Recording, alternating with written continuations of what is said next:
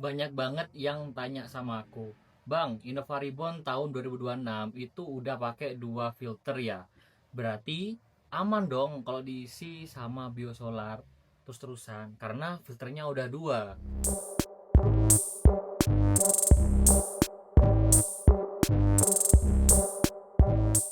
Nah, ini banyak banget yang nanya dan banyak banget yang bingung gimana cara jawabnya.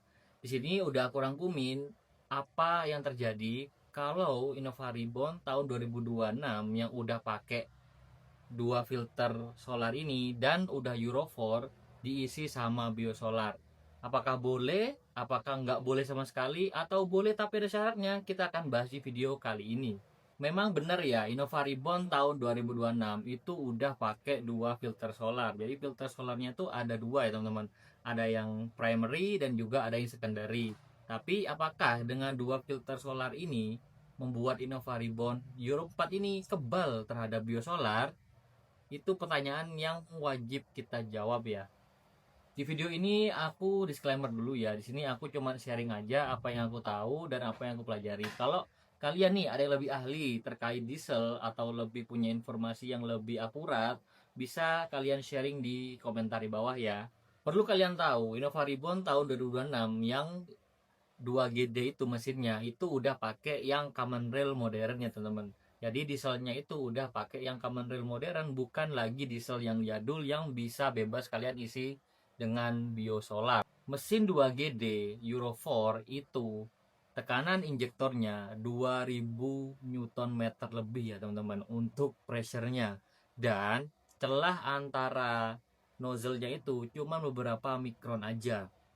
Artinya, kotoran sekecil debu pun itu bisa bikin masalah di mesin diesel kalian. Sebelum kita bahas lebih lanjut, lebih baik kita tahu dulu nih, filter solar yang dua ini fungsinya apa aja dan spesifikasinya seperti apa. Jadi, filter yang pertama ini lebih sering kita sebut sebagai water separator. Lalu, filter yang kedua kita sebut sebagai fine fuel separator, di mana dia itu memisahkan kotoran dan juga air dalam ukuran 2 sampai 5 mikron aja sebelum masuk ke high pressure pump dan juga injektor. Perlu kalian catat ya, kalau dua filter ini bekerja sebagai bertahap ya, bukan sebagai double kekuatan. Sebenarnya masalahnya tuh bukan di mesin Euro 4-nya sendiri, bukan dari filter solarnya sendiri, tapi ke biosolarnya sendiri yang menjadi masalah. Jadi bahan bakar biosolar ini benar-benar bermasalah bagi mesin Euro 4. Kenapa? Jadi sifat alami dari biosolar ini itu mengandung FAME yang sangat higroskopis atau senang banget menyerap air, dan air yang terserap ini itu kecil banget ya teman-teman, dan nggak bisa dipisahin sama water separator. Akibatnya filternya itu yang fine filter itu cepet aus, yang pertama. Yang kedua tekanan solar di common railnya itu jadi nggak stabil. Yang ketiga adalah ECU-nya lebih bekerja keras.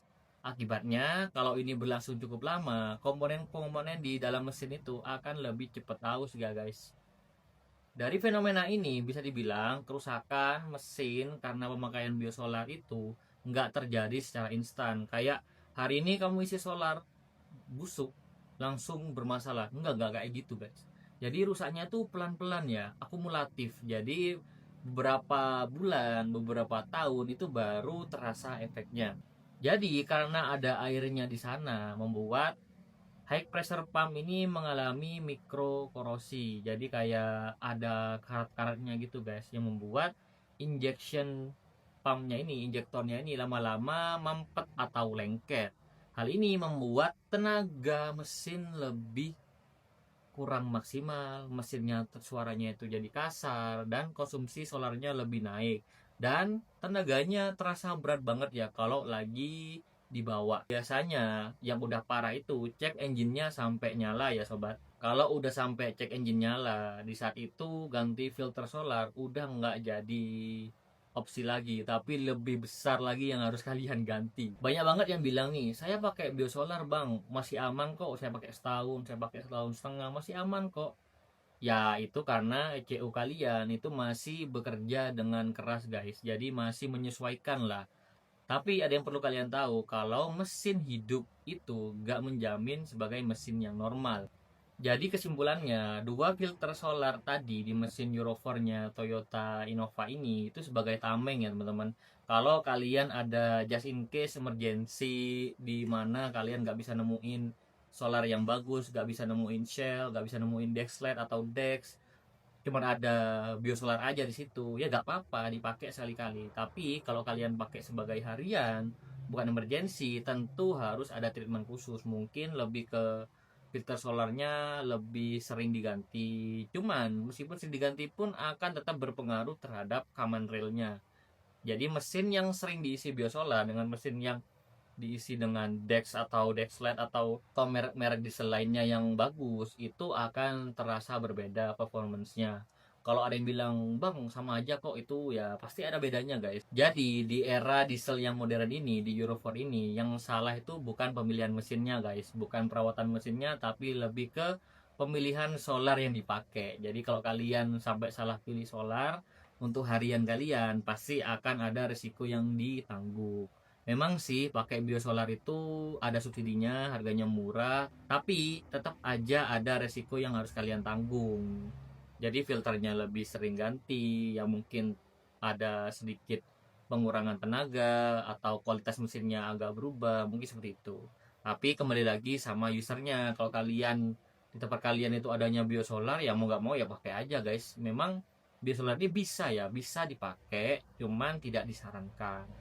Mungkin itu dari saya ya. Kalau kalian ada pendapat lain atau kalian ada pengalaman lain yang lebih detail dan lebih ada datanya, ini kan aku hanya analisa berdasarkan speknya dari Euro 4. Kalau kalian punya data yang lebih komprehensif atau lebih akurat, bisa kalian tulis komentar di bawah.